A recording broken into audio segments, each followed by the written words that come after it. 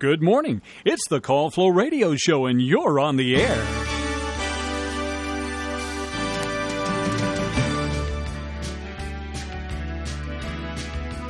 Well, good morning, and surprise, surprise, a voice from the past. If you were listening, John, a little earlier, would have told you that I would be with you, at least just for the first part of your Call Flow show this morning, and always happy to do so and pop in and help out. So hold on to your calls if you're going to call us for this morning, because as John mentioned earlier in the day, we do have a few special guests with us for the beginning of today's Call Flow show.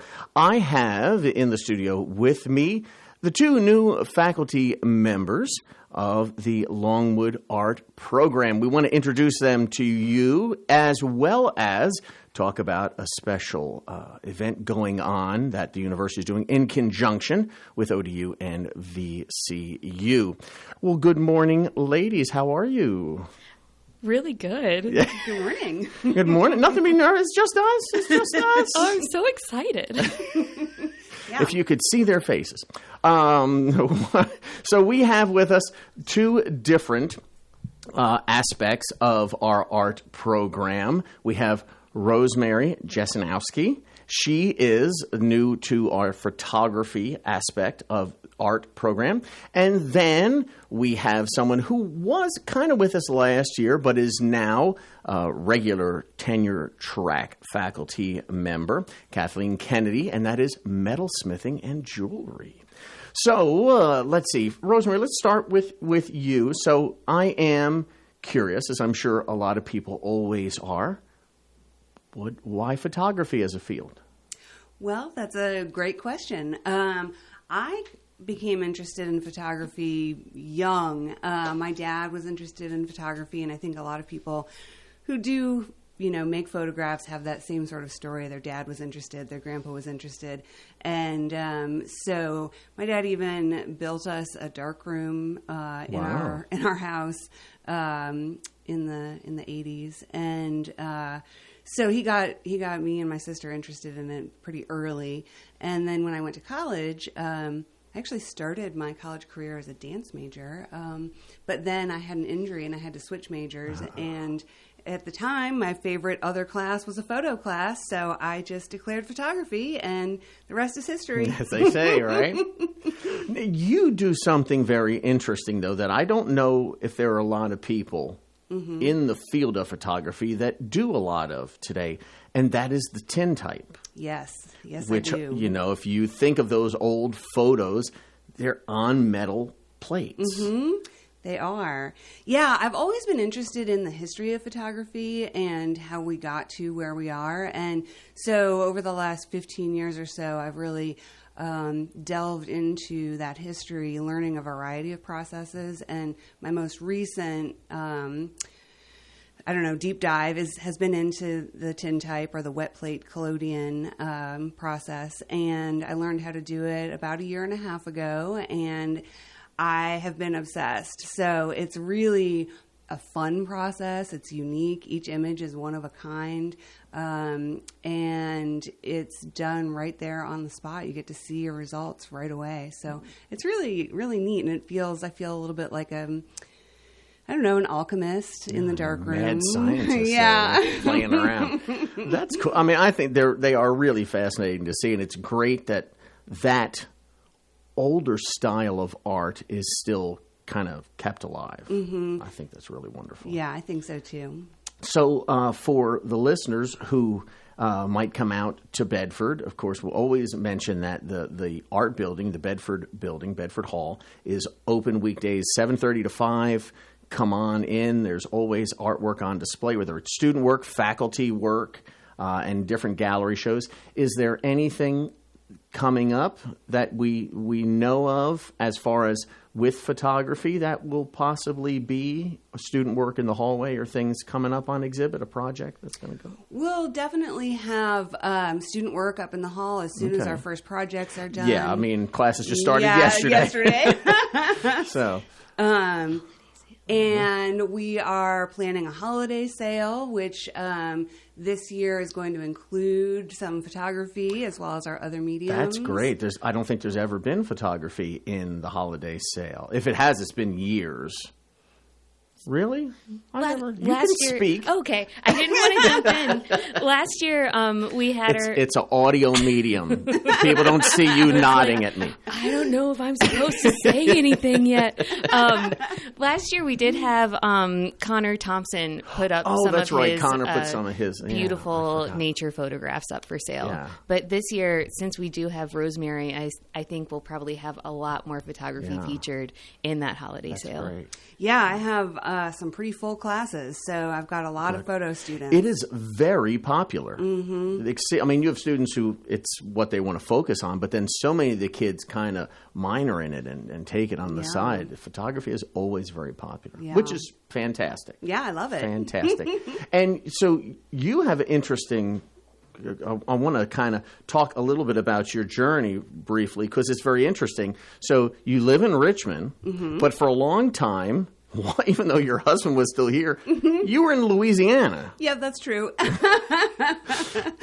I have a long-standing connection with Lake Charles, Louisiana, and during COVID, I accepted a position there. They were looking for a new faculty member, and so I accepted a position at McNeese State University, and for 4 years was going back and forth and spending most of the semester there, but then coming back up here for holidays and the breaks and twice a semester or something. But really a great university, great department, but in the end it was just too far away. It's a slight bit of a commute there. It's a big commute. It's a big commute, yeah. I mean, but so I was thrilled when I saw that Longwood was searching for a photography professor because it's the size school that I enjoy. It's this kind of students that I enjoy and the kind of department and colleagues that I'm excited to be a part of. So. Well, we are happy to have you and Thank look you. forward to the program just continuing to blossom. Thank you. Fantastic. So, all right, now you can't be quiet. It's your turn. Okay. I'm really excited you're here, Rosemary. Aw, thanks, Kathleen. So I would start, Kathleen, with my same question then. For you, what was it that drew you into jewelry making, into metalsmithing? Why this field? When I was in undergrad trying to figure out what to major in, I had originally gone to art school for photography. I think there's many high school students. Yeah. What we're exposed to in high school is often, photography, clay, things that we might be more familiar with. Mm-hmm. And so when I was able to get to college and learn about all these other fields, I went into a craft material studies program and found there was metal and jewelry, there was wood and furniture, there was glass, ceramics, and fibers. It was just this kind of eye-opening moment. And I happened to sign up for a metals and jewelry class because, who doesn't want to make jewelry?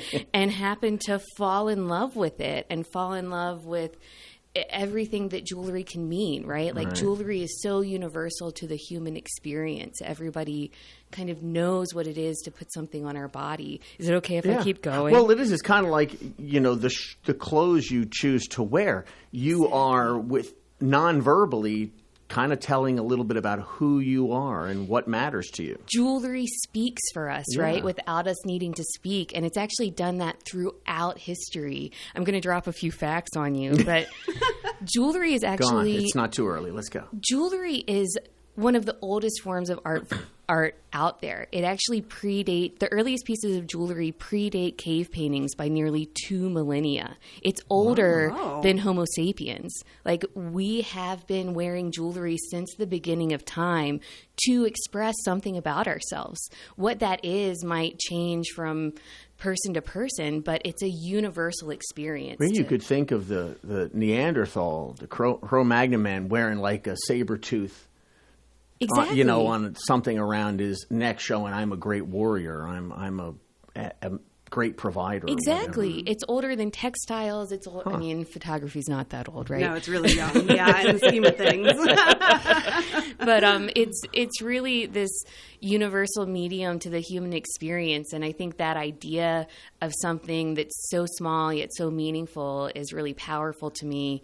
And then the making of it, the haptic experience, and getting, I think a lot of us, or a lot of students in school might not get that haptic, tactile experience if they're on their computer or hearing lectures, where if they come to the art department and you actually get to learn to make something with your hands, whether that be in the dark room or the ceramic studio or the painting studio or the metal studio, where you get to pick up a torch and a hammer and play with fire and like hit things on an anvil and have a good time. I mean, that's just it. It's you, and you seeing, I don't know, whatever style of art you were doing, you are actually seeing your progress. Whether it's the photo developing, the metal taking form, the pottery coming into shape, whatever. Yeah. It is. It is really cool. And I think, too, for the students from the start to the end of the semester, one of my favorite things to ask at that final critique is like, so can you see what you've learned? Like, can you see how you've improved? And the answer is always, oh my gosh, yes, like a saw is so familiar to me now. Right. Well, and it's that hands-on. Yeah. You know, I mean, you can read things in a book, you can sit there and listen to a lecture, but when things are hands-on, you learn it so much better. Yeah. And we're so lucky here at Longwood. There are very few metals and jewelry programs in higher ed in our state. I think Longwood is one of 5 university programs that has a metals and jewelry. So That's great. Yeah. And we've got a beautiful new studio there. We did a whole bunch of work in there over the summer. Thanks to you, well- we have this amazing, beautifully put together studio. Well, it's great. I hope the students who had come back and saw it for the first time yesterday were happy to kind of see real jewelry workbenches and the environment that they need to be working in. Exactly. The anvil's out now. The university is being so generous, and we're getting even more equipment throughout the year to populate this studio. So I think that we'll have a really well-functioning, exciting place for students to learn.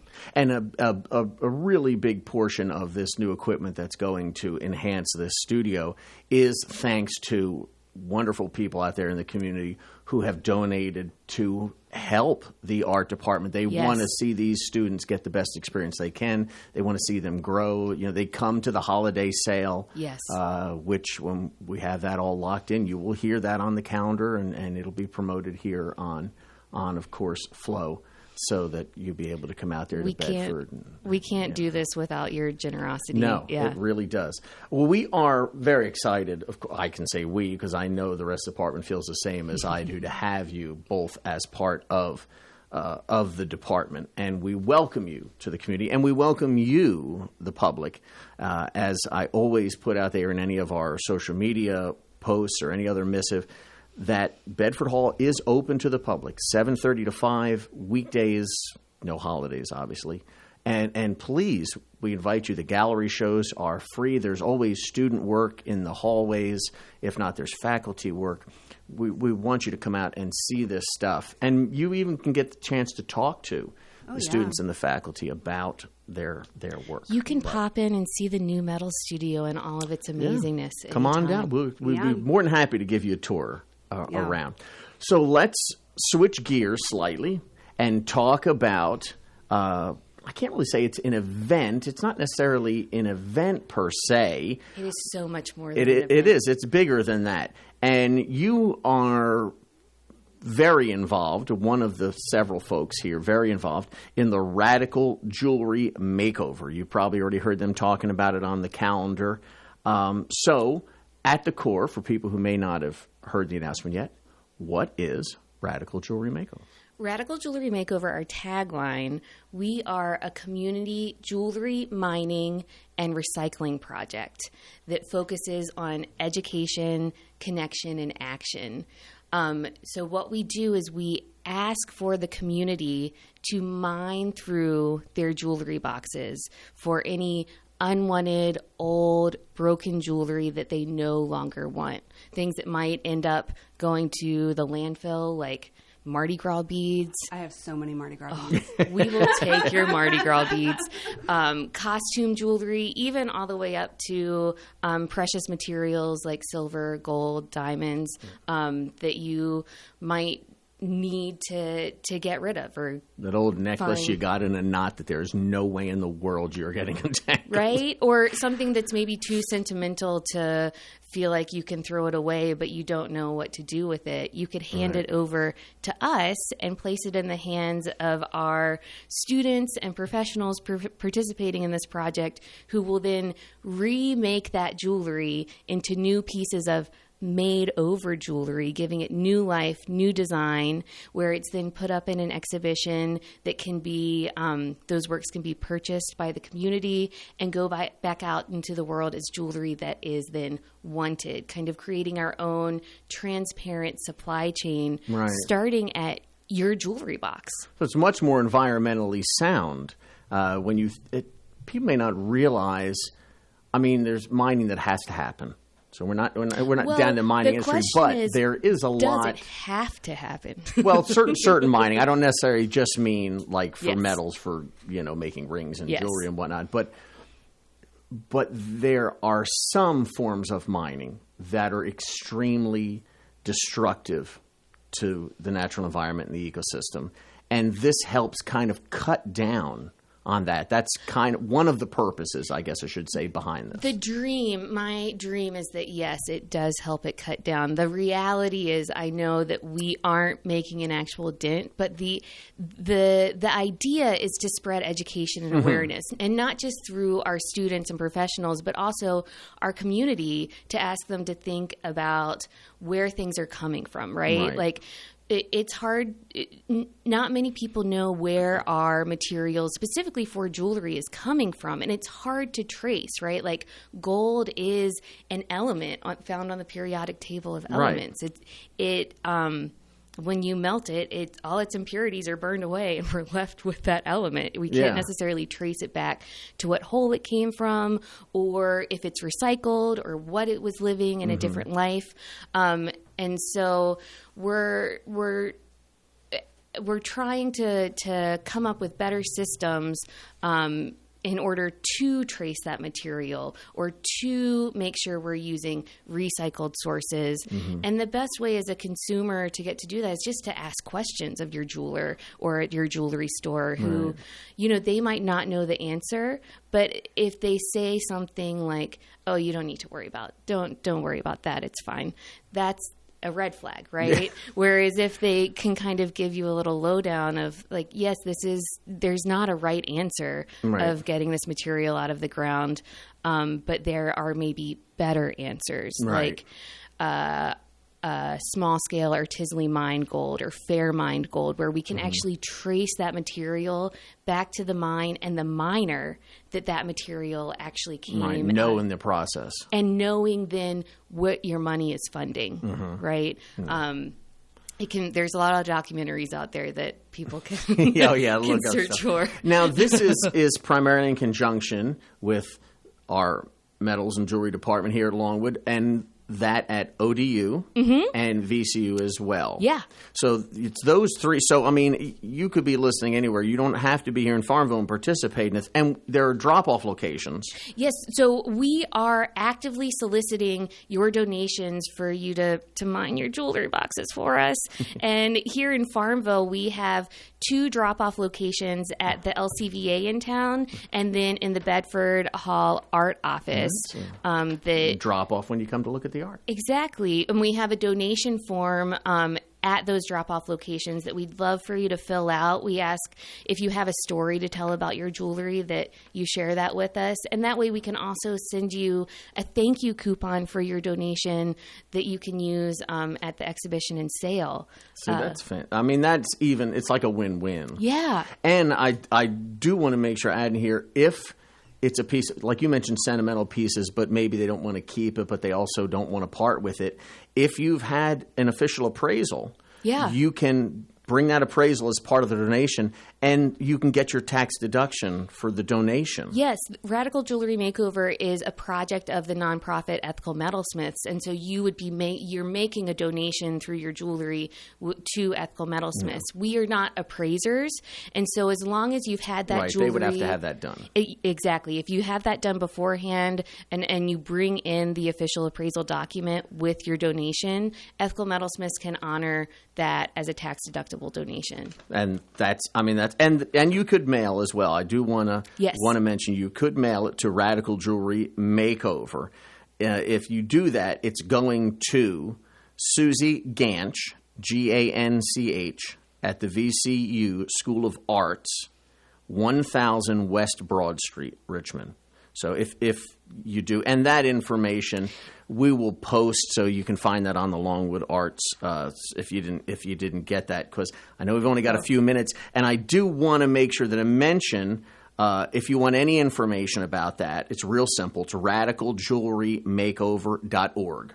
And we do actually have if you go to the homepage, there's a link to this project's page with all of that information. All the details. Mm-hmm. So all the specific details are there. One last thing and I know I have it here somewhere. Here it is. You had mentioned that, of course, this is going to be made back into jewelry. That will happen through October, November. And then in February of next year, we invite you again to come out to Bedford, because they're at our gallery on the 7th of November. The 7th of February. Or February. I don't know why I said November. Just before Valentine's Day. That's right. Because we know we love jewelry for Valentine's Day. That's when the exhibit opens, and people will be able to purchase that new-made jewelry. So what a cool idea that you've donated this, old broken thing. Mm-hmm. And then you go and you buy yourself a nice new ring, or your spouse, since we're talking about close to Valentine's when that happens. Part of whatever that you gave is there. I mean, and it's jewelry really you cool can feel good about, right? Mm-hmm. Like you don't have to have that weight necessarily of its environmental impact, because it's all material that's been donated and reused or recycled. Yeah. It is. It's a great idea. You'll be hearing more about that on the calendar. Again, you'll be able to also find information, radicaljewelrymakeover.org. And, of course, as always, follow on any of the social medias for Longwood Arts. And you can keep up with everything that's going on with arts and with graphic design and with theater and even stuff dealing with music that we post out there. So happy to have you both with us in department. Happy to have you both here at Longwood. And I am sure the community will be wanting to come out and see what you produce with the students. Yeah, come say hi. Yeah, thanks so much, Chris. My pleasure. John and Noah are coming back. You can get ready to dial your fingers away here in just a minute. Victor deployed for the first time to Afghanistan in 2003. At 4 a.m, my phone rang. They said, "I regret to inform you that your husband was wounded in action." Victor sustained a moderate traumatic brain injury. I was doing school full-time, and I was also then caring for Victor. One of the most important elements of caregiving is taking care of yourself. I just didn't want to forget that I also had goals and that I also had a life. What I did is I challenged Victor to meet me halfway. There are almost 6 million military and veteran caregivers across the nation. We have our own journey, and we can fulfill that journey at the same time that we are helping our loved one. Visit aarp.org/caregiving for a free military veterans guide to navigate your caregiving journey and better care for your loved one and yourself. Brought to you by AARP and the Ad Council. And we're back here, WFLO AM 870, streaming online, WFLO.net. We're back in time for the bottom of the hour with the weather, and then Noah Massage, who your mic is on, I believe. That's right. Oh, hey. Yeah. How's it going, John? Okay, good. Good. So I'll do the weather real quick, Sure. and then you'll gear up to do the birthdays here. I'm all primed up for it. Okay. Yeah, rubbing your hands and all that good stuff. All right, so let's do the weather. And for today, 20% chance of showers and thunderstorms, otherwise sunny today with a high near 93. The showers may be around 2 o'clock this afternoon. As far as tonight, it's a 20% chance of showers, thunderstorms with a low around 70. And Wednesday, sunny, hot, high near 97. Heat index values as high as 101. Mostly clear. Wednesday night with a low around 71.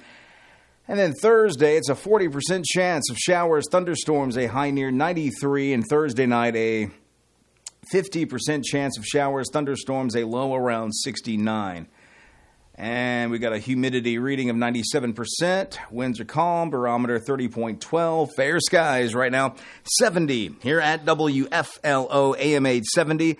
And the birthday calendar brought to you by Creative Electrical Contractors located at 1907 East 3rd Street, Farmville. Creative Electrical Contractors specializes in commercial and industrial projects and offers quality work at competitive prices. CEC is a licensed Class A contractor in Virginia and North Carolina. Creative Electrical Contractors has been in business for 25 years, still committed to the values that were established when the company opened in 1998. Integrity, quality workmanship, and timely delivery. CEC, located at 1907 East 3rd Street, Farmville. You can contact CEC at 434-392-3802 or at creative-electrical.com. And with those birthdays, I present to you Noah Massage. All right. Hey, John, how's it going? All right, Noah. I see we went with the classic birthday music instead of the jazz birthday. That's because I put in the worth ethic that you were showing me how to do. Okay, good stuff. All right.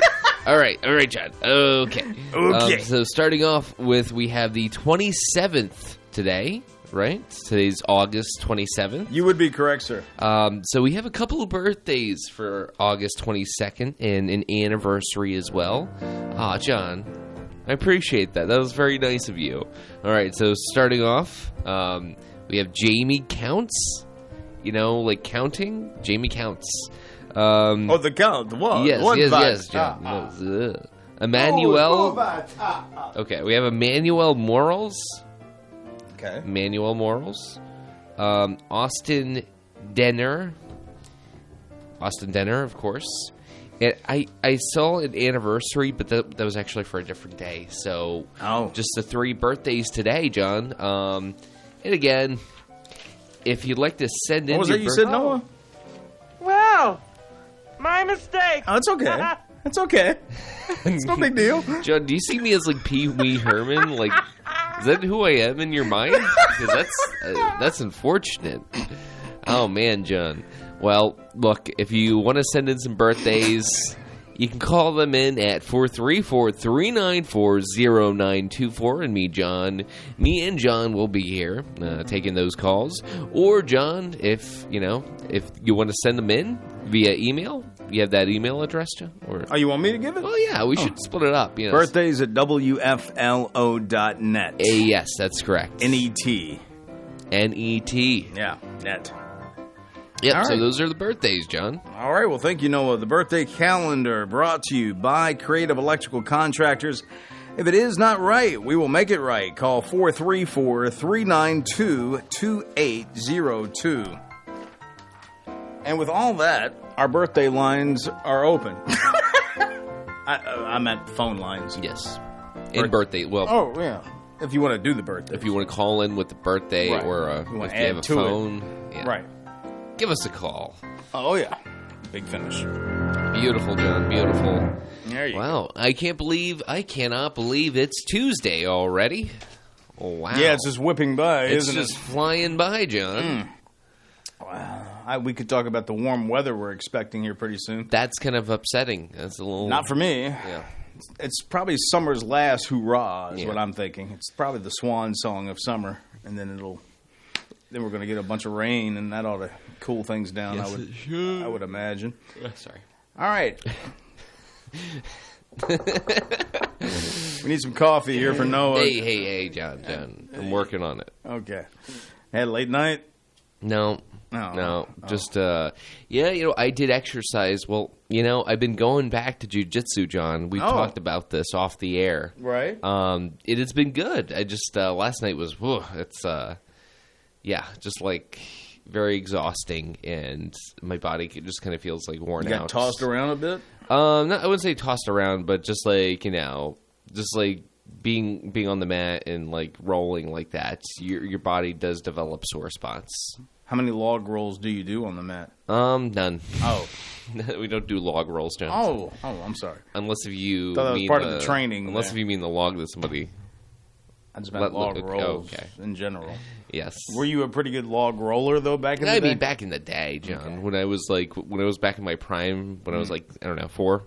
Yeah, I was doing lots of log rolls, and then it just went downhill. Yeah, after that. well, yeah, I just gave it up, and on 1576, the death of Titan occurred. I did not know that. The death of Titan. Titan, the greatest Italian Renaissance painter.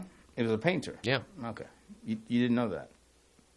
Did you know that? A Venetian school Oh, was once described as the sun amidst small stars, Yes. not only among the Italians, but all the painters of the world died this day in 1576. Well, that's very sad. The death of I feel like I should have known that, being Is it- Italian. Is it Titan or is it?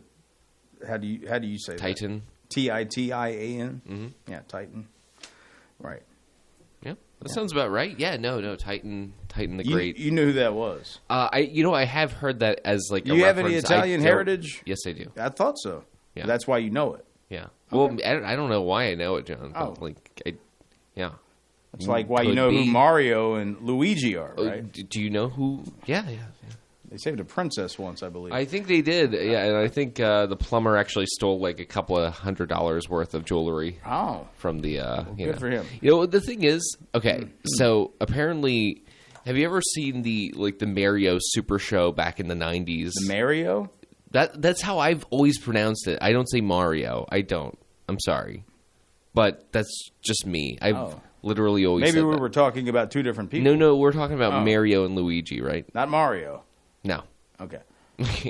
Let's move on. Let's keep this baby train rolling along. All right. Then, 2011, after causing extensive damage to various Caribbean islands, Hurricane Irene made landfall in the United States. Sorry. Oh, Eileen. I'm sorry. You're bad with the names today. Well, John. Yeah, Mario and... Well, John, that's literally... I mean, I've been pronouncing it Mario since, I don't know, since I was 2. Oh, okay. Yeah. No one corrected you? No, everybody in my family pronounced it as Mario. And then some people decided to be like, oh, well, we're going to call it Mario because everybody else calls it Mario. Okay. There's still some of us that prefer to call it Mario. It just feels natural, Well, good. That's nice for you. Now, we'll have our first caller of the day. Good morning. You're on the air. Good morning. I'd like to wish a happy birthday in Cumberland to Claudette Trent. Claudette Trent? Yes, of Cumberland birthday today. All right. Well, thank you for calling in. Okay, thank you. All right. Bye. Claudette Trent added to the birthday list. Yes. All righty. So anyway, as I was referring to the Irene thing, it was striking North Carolina's Outer Banks before moving along the eastern seaboard. Property damage in the United States exceeded $7 billion, making Irene one of the most expensive Atlantic hurricanes in the country's history. That would have been 2011 when that occurred. And then 2008, Democratic politician Barack Obama became the first African-American to be nominated for the presidency by either major party. He later defeated Republican John McCain, don't be afraid of my campaign, to win the office. Yep. 1979. I don't know if I want to even go this route because it's a nice name there that I can't even go with. So we'll just keep on keeping on to the phones, since it is the Call Flow radio show. You sure you don't want to do this? Oh, yeah. No, wait, what? Okay. What do you say? I don't know. Good morning. You're on the air. Are you sure you want to do this? I don't know. Okay. I'm starting to wonder. No, go ahead. Good morning. Hey, good morning. Happy birthday to Lorraine Carter out there at Edward Jones Investments, Jay White's office. Hey, Lorraine. Anyway, it's pronounced Titian, the artist. It's Titian. Titian. Thank you. Not Titan. I mean, not that that's going to make anybody's day any different. You just made my day different. Well, I was waiting for Italiano here to correct me, and he didn't do it. John, I have to usually look at a word to be able to pronounce. But I'm not saying. And even then, you don't get it right. Well, John. That's okay. Could you say that artist's name again? Titian. Tissue? You know how T-I says S-H? T-I sound says S-H. It sounds like a tissue kind of thing. Here. Okay, tissue. Yeah, exactly. Okay. You got that right. Thank you. I don't know anything about him, nothing about art at all, but I do know how to pronounce it. So how do you know? So how do you know how to pronounce it? You must have heard somebody talk about this person. I don't know. Well, I think I think if you look at it, yeah, I didn't. T-I does say. You're right. It is spelled. T-I is pronounced S-H usually. Right. So. Okay. And so if it's S-H, the I has to be short. I don't know. I'm making this up as I go along. So do I. That's what I do exactly every morning. I figured I knew that's what y'all did, so it wouldn't hurt for me to call. I figured if I start mispronouncing a lot of stuff, we'll get calls at least of people correcting us. Correcting or concerned, one or the other. There have been many times I've wanted to call and correct you, but that's what I'm saying. It's funny to let y'all muddle. Well, please feel free to call in anytime and correct us. Yeah. We'll have constant call-ins that way. Yeah, exactly. I'll keep you on speed dial. Thank you. Well, thank you for the birthday, and thank you for the correction. Okay. Y'all have a great day. You too. Bye. I knew when I said it wasn't right. Okay. But I was waiting for you to okay. chime in, but you didn't chime in. Sorry, John. Sorry. That's okay. That's all right. Not the one at the computer bay, you know. Anyway. Well, sorry. Looks like Ricardo Montalban did something in 1979. Oh. That wasn't him. It was somebody else. Hey, are you a big Mary Poppins fan? By the I- look on your face, I Dick can Van tell that Dyke, you are. yes. 1964, the musical film Mary Poppins, an adaptation of the book, had its world premiere in Los Angeles, and it became a Disney classic, especially noted for the performances of Julie Andrews, who was making her screen debut. I did not realize that was the first thing she had ever done. That is kind of crazy, yeah. Interesting. All right. Of course, Dick Van Dyke in that as well. He did that song, Chim Chimney, Chim. Yeah. Now you take the rest of it. Chim Chim. Isn't that? I mean, that is a good movie, John. I mean, I haven't seen it since I was a kid. Oh, gotcha. I think they showed it to us at The school. umbrella and the floating down. Yeah. So I caught it once in school, and I was like, fell asleep. Where's John Wayne at? Yeah. Oh, is that what you said? Yeah, I wouldn't be surprised. I don't want to hang around this chimney. Yeah. Let's get down to the bar and get something to drink. Let's see. Jack Nicholson? Is John Wayne? American politician, your boy Lyndon B. Johnson, 1908, who served as the 36th president of the United States, was born on this day back in 1908. Wow. Yeah. Lyndon B. Lyndon Baines Johnson. See, I know his name. Yeah. How you like them Good one. apples? Good one. Yeah, well, hey. All right. I think we've done enough here as far as peeling back the layers of history. We definitely do that on this show. Yeah, well, Peel back the layers of history. Of history.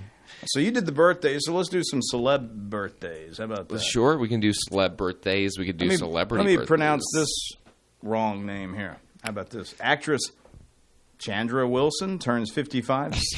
Chandra. Is that Chandra? I mean, Chandra? Maybe. It could You say tomato, I say tomato. I say Mario, you say Mario. Is that what you said? Mario? Mario, yeah. That's Mario. Yeah. Here's your fun fact. Directed episodes of multiple TV shows, including Grey's Anatomy and The Fosters. All right. There you go. The Fosters. The Fosters. Isn't that the show what Roseanne's show became? Is that what they redubbed it or something? I don't know. It could be. That's a shot in the dark. Yeah. Ever since they kicked her off. Actress Sarah, it's spelled Chalke. Is that Chalk? Chalk. Chalk. I don't know. Turns 48, by the way. Good. Your fun fact, guest starred in an episode of Animal Control earlier this year. You being the Animal Control fan that you are. I do love that show. You know what else? What other show I like, John? Breaking Bad. And Jesse Pinkman or Aaron Paul. It's also. Guess who has a birthday today? I don't know. Who'd you just say? Aaron Paul. Yeah. Tell us his fun fact. Oh, no. I can't. Oh, you go right ahead. I can't do you pulled it up, Swanson. You go ahead. Oh, sure.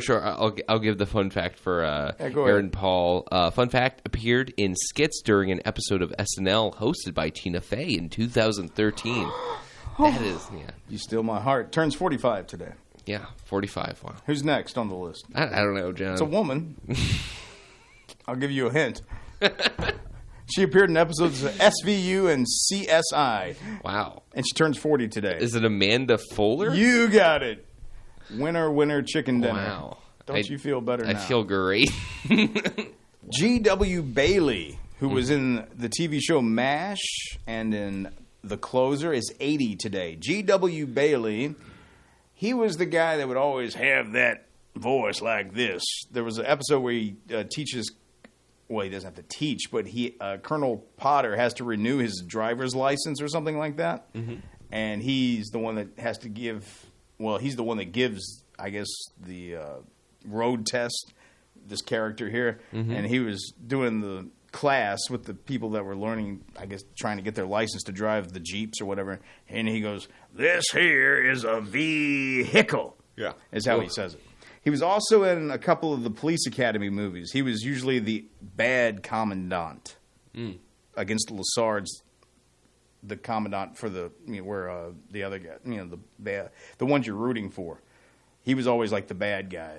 He was the one that they swiped out his deodorant and put like mace in it, and then he went to spray it, and then they started to like burn. Yeah, the smoke was coming off the armpit there.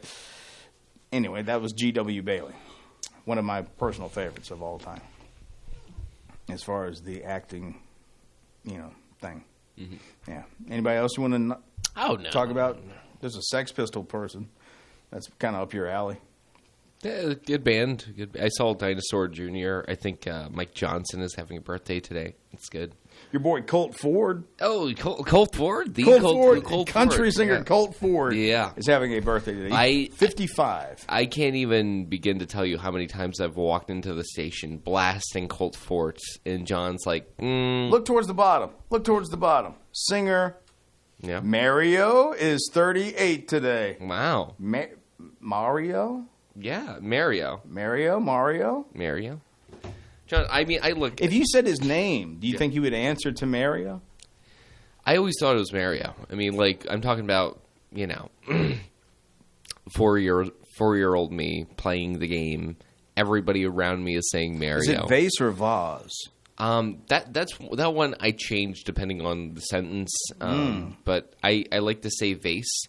If I'm feeling a little like a little okay, we'll go on that limb. I'll say vase, So it just depends on the situation. But I mean, I don't know. I mean, Mario, I don't think it's that ridiculous. It's not like I'm saying I didn't say what. It's not like I'm looking at that name and I'm like, oh, it's Maharo. Right. Maharo. Yolanda Adams is 63. Oh, your favorite. I don't even know who that person. I don't know who that is. Okay. That's the beauty of it. Well, John, we talk about people and things we don't know anything about. Sure. That's the joy of it. Sure. That's my joy out of it. I don't know what your joy is, but that's my joy. My joy is being in the same room as it happens. Basically, that's good. Yeah, we do have another caller. Maybe it's a birthday. Maybe not. Sure, we'll find out. Sure. Good morning. You're on the air. All right. Hey, Henry. We're on the air. Yes, sir. Yeah.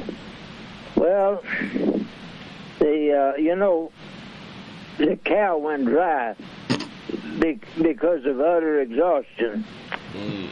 Utter. That's a good one. Then the guy slid down the banister of life, and he got a splinter in his career. Another thought. The meat cutter backed into his machine and got a little behind in his work. Oops.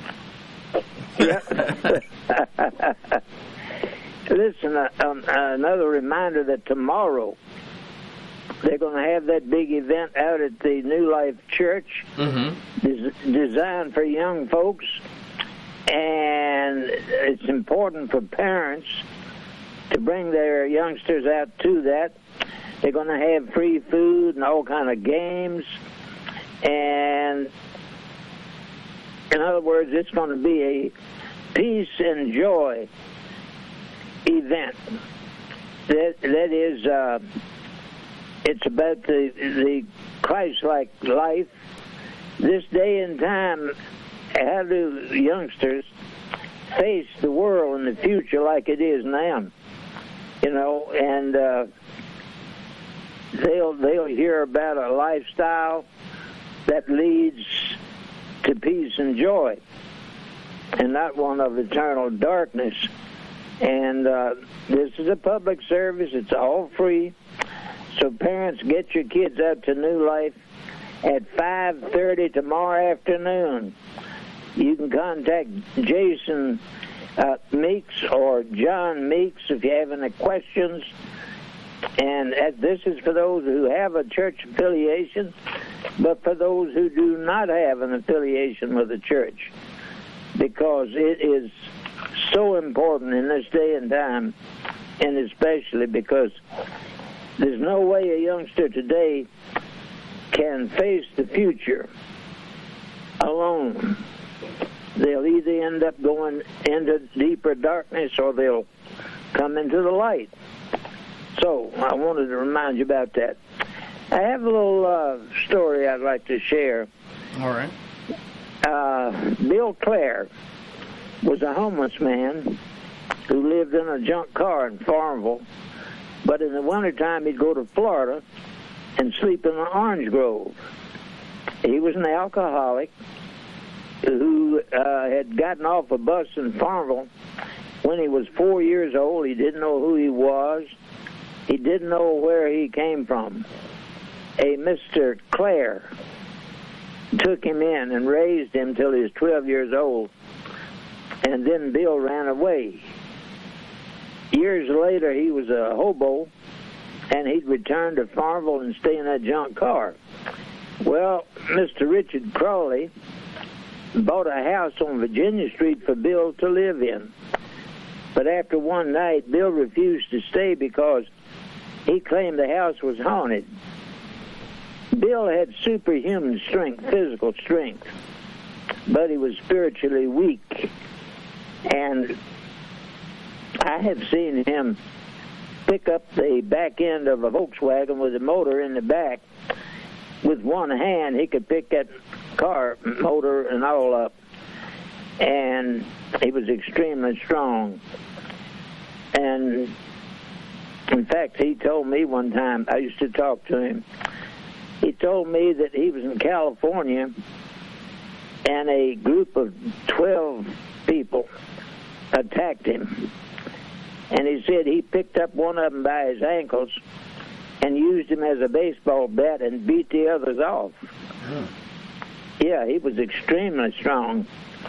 But anyway, he ended up later in a Richmond hospital. A Green Bay minister went to see Bill in the hospital, and he led Bill to salvation. All right, a week later, Bill died. Nobody came and claimed his body.